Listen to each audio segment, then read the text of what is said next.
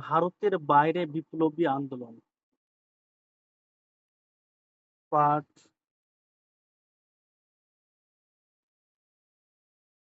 ১৮।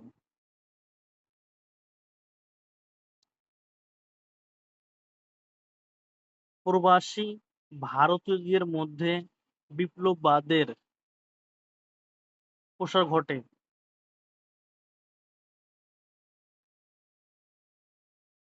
দক্ষিণ-পূর্ব এশিয়ার নানা অঞ্চল যেমন আফগানিস্তান, ইংল্যান্ড, জার্মানি, ফ্রান্স, মার্কিন যুক্তরাষ্ট্র প্রভৃতি স্থানে বিপ্লবী উক্ত সমিতি গড়ে ওঠে।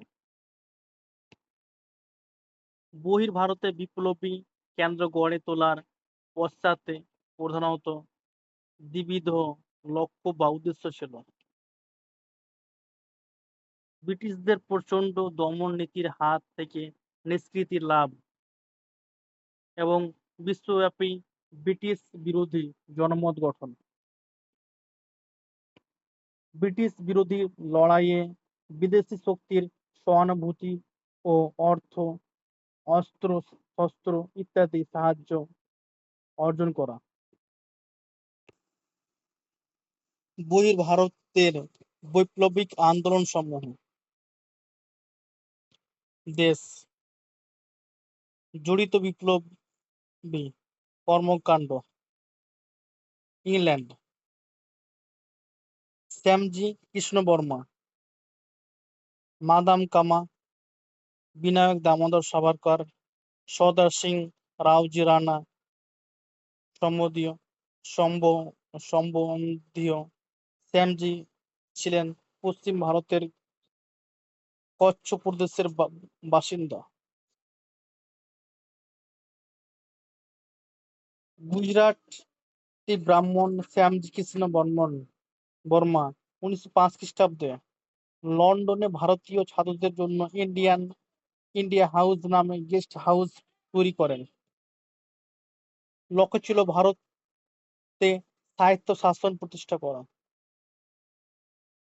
ইন্ডিয়া হাউস ছিল লন্ডন প্রবাসী বিপ্লবীদের প্রধান কর্মকেন্দ্র। 1905 খ্রিস্টাব্দে শ্যামজি কৃষ্ণ বর্মা লন্ডনে ইন্ডিয়ান হোম রুল সোসাইটি নামে একটি সমিতি এবং দি ইন্ডিয়ান সোশিওলজিস্ট নামে একটি মাসিক পত্রিকা প্রকাশ করেন।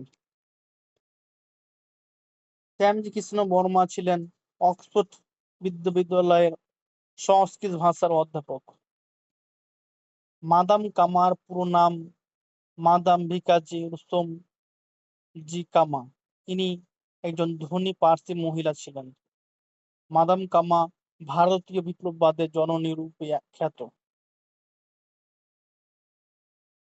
সরদার জি রাওজি সিং, রাওজি রানা, হরদয়াল, বিনায়ক দামোদর সাভারকর, মদনলাল ধিংড়া, মাদাম কামা প্রমুখ শ্যামজির অনুগামী ছিলেন।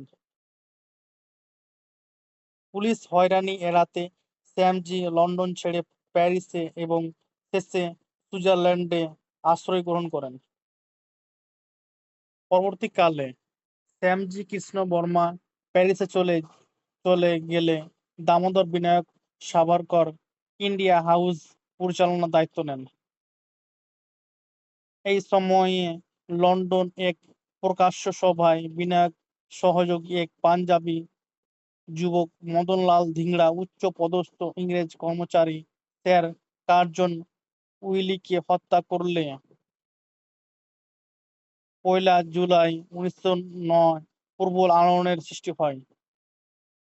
ভিকাজি রুস্তমজি কামা নামক এক পার্সি মহিলা ছিলেন শ্যামজির ঘনিষ্ঠ সহযোগী।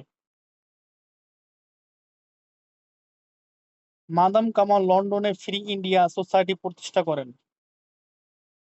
মাদাম কামা প্রথম লন্ডনে ও পরে প্যারিসে ভারতীয় বিপ্লবীদের কাজকর্মে প্রত্যক্ষভাবে সহায়তা করতেন। শ্যামজির অন্যতম সহযোগী সর্দার সিং রাওজি রানা লন্ডনে বন্দে মাতরম তলোয়ার, ইন্ডিয়ান ফ্রিডম পত্রিকার সম্পাদনার মাধ্যমে ভারতের স্বাধীনতা সংগ্রামে প্রেরণা যোগান। ফ্রান্স, শ্যামজি কৃষ্ণ বর্মা, মাদাম কামা। ব্রিটিশ দমন পীড়ন থেকে রেহাই পাওয়ার জন্য শ্যামজি কৃষ্ণ বর্মা ও মাদাম কামা প্রমুখ বিপ্লবী লন্ডন ত্যাগ করে ফ্রান্সে এসে বৈপ্লবিক কার্যকলাপ চালিয়ে যান।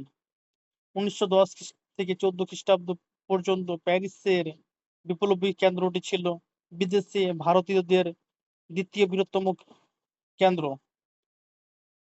প্যারিসে ভারতীয় বিপ্লবীদের বোমা প্রস্তুত করার কৌশল শেখানো হতো।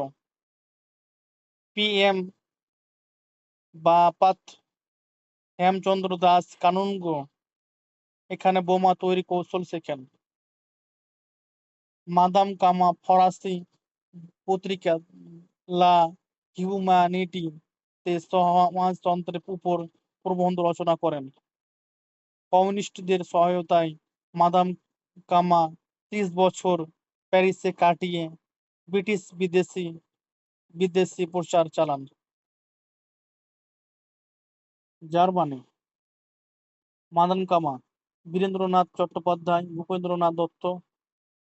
বীরেন্দ্রনাথ 1914 থেকে 1915 এবং ভূপেন্দ্রনাথ 1916 থেকে 1918 পর্যন্ত বার্লিন কমিটির সম্পাদক ছিলেন।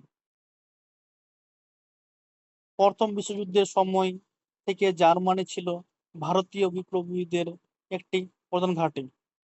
1907 খ্রিস্টাব্দে মাদাম কামা জার্মানির স্টুটগার্টে অনুষ্ঠিত সমাজতান্ত্রিক সম্মেলনে যোগদান করে ভারতে প্রথম প্রকাশ্যে ত্রিবর্ণ রঞ্জিত জাতীয় পতাকা উত্তোলন করেন। এই পতাকার উপর থেকে নিচের রঙগুলি ছিল লাল, সবুজ, হলুদ এবং তার উপর তীর্যকভাবে হিন্দিতে লেখা ছিল বন্দে মাতরম শব্দটি। সরোজিনী নাইডুর ভাই বীরেন্দ্রনাথ চট্টোপাধ্যায় 1914 খ্রিস্টাব্দে ইন্ডিয়ান ইন্ডিপেন্ডেন্স কমিটি, সংক্ষেপে বার্লিন কমিটি নামে একটি বিপ্লবী সমিতি গঠন করেন।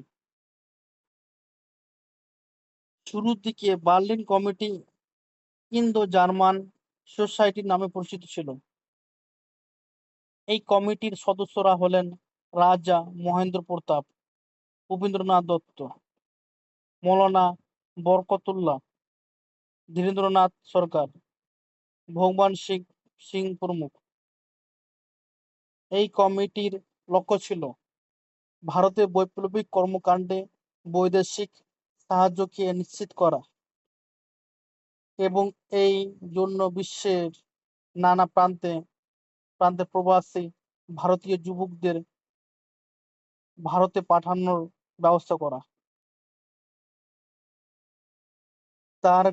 তারকনাথ দাস, মোহন সিং ভাকনা, লালা হরদয়াল। আমেরিকা যুক্তরাষ্ট্র, তারকনাথ দাস ও মোহন সিং ভাকনা নামক দুজন প্রবাসী ভারতীয় 1907 খ্রিস্টাব্দে ভারতীয় স্বাধীনতা সংঘ বা ইন্ডিয়ান ইন্ডিপেন্ডেন্স লীগ নামে একটি সমিতি গঠন করে আমেরিকা যুক্তরাষ্ট্রে বৈপ্লবিক কর্মকাণ্ড জারি করেন। 1910 খ্রিস্টাব্দে জানুয়ারি মাসে লালা হরদয়াল পুলিশের গ্রেপ্তারি এড়াতে পাঞ্জাব ত্যাগ করে 1911 খ্রিস্টাব্দে প্রথম জেনিভা শহরে ঘুরে আমেরিকা সান ফ্রান্সিসকো শহরে আসেন।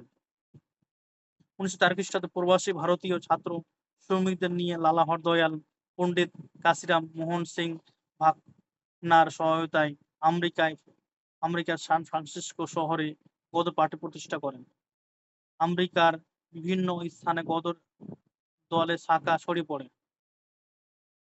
এর ধর্মনিরপেক্ষ মনোভাব অচিরেই গদর পার্টিকে আমেরিকা ও কানাডায় প্রবাসী ভারতীয় বৈপ্লবিক কর্মতৎপরতার মূল কেন্দ্রে পরিণত করে। আফগানিস্তান, রাজা মহেন্দ্র প্রতাপ, বরকতুল্লাহ ও আবেদুল্লাহ। বার্লিন কমিটির উদ্যোগে ভারতীয় বিপ্লবী রাজা মহেন্দ্র প্রতাপ ও অধ্যাপক বরকতুল্লাহ একটি প্রতিনিধি দল সহ 1915 খ্রিস্টাব্দে 2 অক্টোবর কাবুলে আসেন। 1915 খ্রিস্টাব্দে 1 ডিসেম্বর তারা আনুষ্ঠানিকভাবে কাবুলে একটি অস্থায়ী স্বাধীন সরকার গড়ে তোলেন। এই সরকারের রাষ্ট্রপতি রাজা মহেন্দ্র প্রতাপ, প্রধানমন্ত্রী বরকতুল্লাহ, স্বরাষ্ট্রমন্ত্রী মন্ত্রী অবৈতুল্লাহ। কাবুল হতে প্রবাসী বিপ্লবীরা রেশমি রুমালের সাহায্যে ভারতের বিপ্লবীদের সাংকেতিক লিপিতে সংবাদ আদান প্রদান করতেন। এই ঘটনা ধরা পড়লে ভারতে শুরু হয় রেশমি রুমাল ষড়যন্ত্র মামলা 19 জুলাই মাসে 1916 খ্রিস্টাব্দে। রাশিয়া বীরেন্দ্রনাথ চট্টোপাধ্যায়, মানবেন্দ্রনাথ রায়। 1917 খ্রিস্টাব্দে রাশিয়ার বলশেভিক বিপ্লবের পর ভারতীয় বিপ্লবীগণ বিশেষত বীরেন্দ্রনাথ চট্টোপাধ্যায় রাশিয়ার সঙ্গে যোগাযোগ গড়ে তোলেন। পরবর্তীকালে মানবেন্দ্রনাথ রায় কমিন্টার্ন এর সঙ্গে যুক্ত হয়ে উপনিবেশিক শাসনের বিরুদ্ধে মুক্তি আন্দোলনের চিন্তাধারা ব্যক্ত করেন। কাবুলে অস্থায়ী ভারত সরকারের প্রধান রাজা মহেন্দ্র প্রতাপের নেতৃত্বে 5 জন বিশিষ্ট ভারতীয় বিপ্লবীর এক প্রতিনিধি দল রাশিয়ায় যান এবং লেনিনের সঙ্গে সাক্ষাৎ করেছিলেন। রুশ সহায়তায় তাদের বিপ্লবী কেন্দ্র কাবুল থেকে তাশখন্দে স্থানান্তরিত হয়। কানাডা তারকনাথ দাস ও অন্যান্য ভারতীয় বিপ্লবীরা আমেরিকার সঙ্গে যোগসূত্র ধরে বিপ্লবীরা কানাডাতেও তাদের বিপ্লবী কেন্দ্র ইউনাইটেড ইন্ডিয়া লীগ গঠন করেন। বাঙালি বিপ্লবী তারকনাথ দাস কানাডায় গিয়ে মডার্ন রিভিউ নামক এক পত্রিকায় স্বাধীনতাকামী ভাবধারার প্রচার চালান। জাপান রাসবিহারী বসু, লালা লাজপত রায়, হেরমোলা গুপ্ত। জাপান সরকার রাসবিহারীকে নির্বাসনে নির্দেশ দিলে জাপানের ব্ল্যাক ড্রাগন সোসাইটির নেতা এম টোয়ামো রাসবিহারীকে গুপ্ত আশ্রয়ে রাখেন।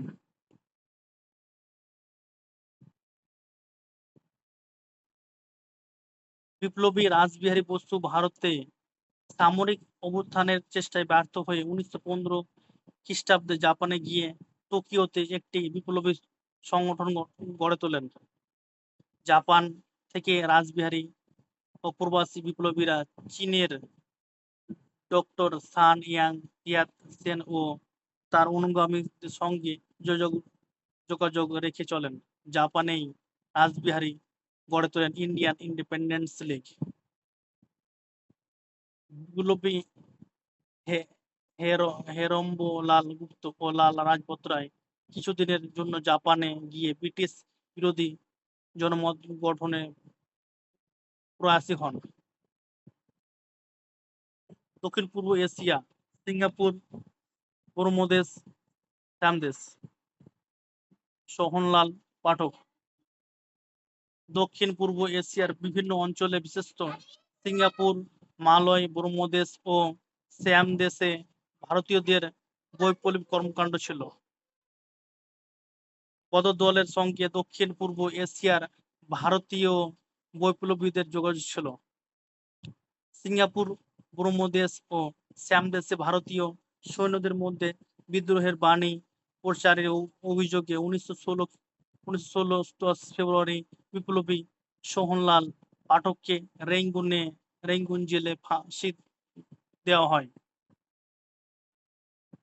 কোমাগাতামারু ও তোসামুরু ঘটনা। কোমাগাতামারু প্রথম বিশ্বযুদ্ধের প্রারম্ভিক লগ্নে বৈপ্লবিক প্রচেষ্টার একটি চমকপ্রদ ঘটনা হলো কোমাগাতামারু সংঘর্ষ। এটি একটি জাপানি জাহাজের নাম। বাবা গুরুদিত সিং নামে এক ধনী শিখ ব্যবসায়ীর ভাড়া করা এই জাহাজটি 372 জন ভাগ্যান্বেষী বিপ্লবী ব্যক্তিকে নিয়ে কানাডা যাত্রা করে,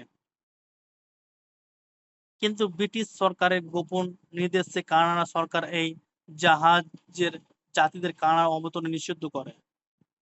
কানাডার ভ্যাঙ্কুভার বন্দরে 2 মাস অপেক্ষা করেও যাত্রীরা যখন কানাডায় নামতে পারলেন না, তখন বাধ্য হয়ে তারা কলকাতায় ফিরে আসেন। কিন্তু এখানেও ইংরেজ সরকার তাদের কলকাতা বন্দরে নামতে না দিয়ে আরো দক্ষিণে বজবজে অবতরণ করতে বাধ্য করে 29 সেপ্টেম্বর 1914 খ্রিস্টাব্দে। এই সময় তাদের সঙ্গে পুলিশের খণ্ডযুদ্ধ বাধে।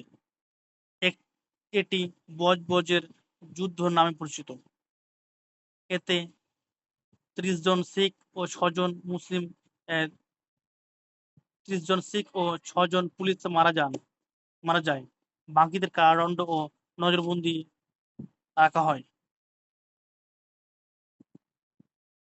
তোসা মারু 1914 খ্রিস্টাব্দে অক্টোবর মাসে তোসা মারু নামক জাপানি জাহাজের প্রবাসী 173 জন শিখ আমেরিকা থেকে কলকাতায় এলে তাদের বন্দী করে পাঞ্জাবে প্রেরণ করা হয় এবং তাদের মধ্যে 100 জনকে পাঞ্জাবে দীর্ঘমেয়াদী কারাদণ্ড দেওয়া হয়। 73 জনকে নজরবন্দি করে পালিয়ে গিয়ে তারা বিপ্লবী দলে যোগ দেন। এই ঘটনা তোসা মারু ঘটনা নামে পরিচিত। ঘটনা দুটি ব্রিটিশ শাসনের উপর বিশেষ চাপ তৈরি করেছিল। এক নজরে গদর পার্টি দলের নাম গদর পার্টি বা গদর দল। গদর অর্থ হলো বিপ্লব বা বিদ্রোহ। প্রতিষ্ঠাকাল 1913। প্রতিষ্ঠাতা লালা হরদয়াল। তাকে সহায়তা করেন পণ্ডিত কাশি আম ও মোহন সিং ভাকনা। স্থান সান ফ্রান্সিসকো শহর, মার্কিন যুক্তরাষ্ট্র। প্রতিষ্ঠাতা সদস্য শিখ, খ্রিস্টান, মুসলিম সহ প্রায় 15,000 প্রবাসী ভারতীয় এই দলের সদস্য পদ গ্রহণ করে। এই দলের প্রথম সভাপতি মোহন সিং ভাকনা। এই দলের প্রথম সহ-সভাপতি মোহাম্মদ বারকাতুল্লাহ। এই দলের প্রথম সম্পাদক লালা হরদয়াল। এই দলের প্রথম মুখপাত্র গদর পত্রিকা 1913 খ্রিস্টাব্দে 1 নভেম্বর এই দলের মুখপত্র প্রথম প্রকাশিত হয়।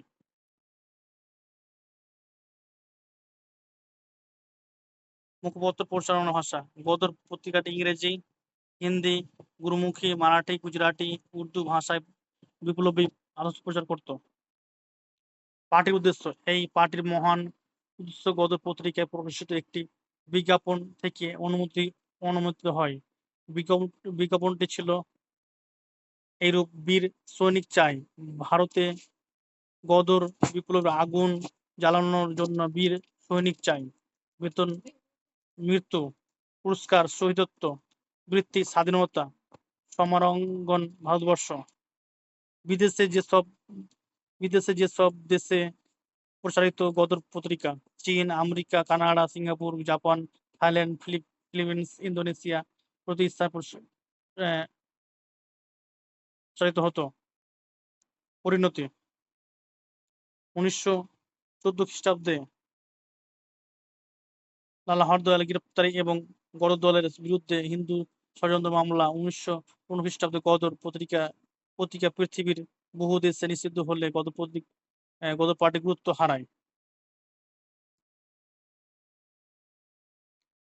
লক্ষ্য বিপ্লবের মাধ্যমে ভারতে প্রজাতন্ত্র প্রতিষ্ঠা। বৈপ্লবিক আন্দোলন যে কারণে ব্যর্থ হয়েছিল সেগুলির মধ্যে অন্যতম সাংগঠনিক দুর্বলতা, ব্রিটিশদের নিষ্ঠুর দমননীতি, বিপ্লবীদের মধ্যকার মতভেদ, অন্তর্দ্বন্দ্ব, আঞ্চলিক সীমাবদ্ধতা, বিশ্বাসঘাতকদের ভূমিকা, হিন্দুত্ববাদের প্রধানতা ও গণবিপ্লবের রূপান্তর না হওয়া।